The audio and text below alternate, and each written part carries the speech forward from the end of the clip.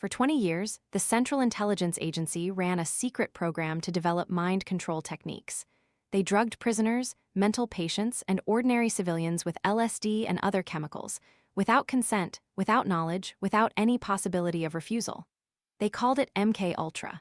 And when they were about to be caught, they destroyed the evidence. The program began in 1953 under CIA Director Allen Dulles, motivated by Cold War paranoia about Soviet and Chinese brainwashing techniques.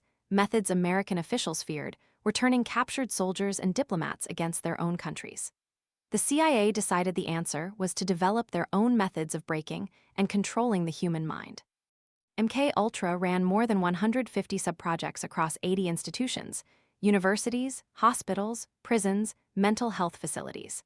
At Columbia University's Psychiatric Institute, Dr. Harold Wolff and Dr. Lawrence Hinkle studied methods of inducing psychological disorientation.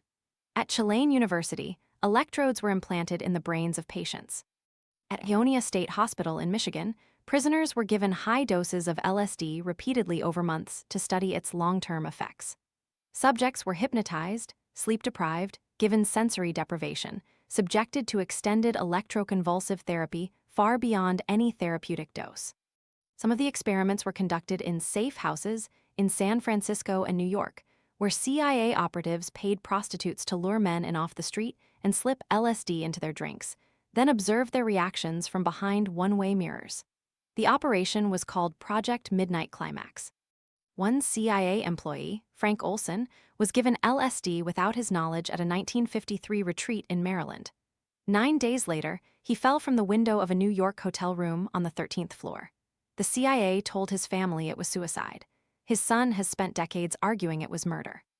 In 1973, with Watergate consuming Washington and congressional investigations multiplying, CIA Director Richard Helms ordered the bulk of MKUltra's files destroyed. Most were shredded, but a filing error preserved approximately 20,000 documents in a financial records building that was overlooked. A 1977 FOIA request turned them up. That year, Senate hearings forced the CIA to acknowledge what it had done.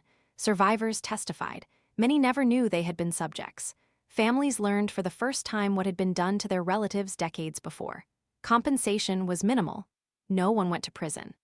The United States government spent 20 years trying to build a mind control program that never worked. The only minds they changed were their victims, and not in the direction they intended.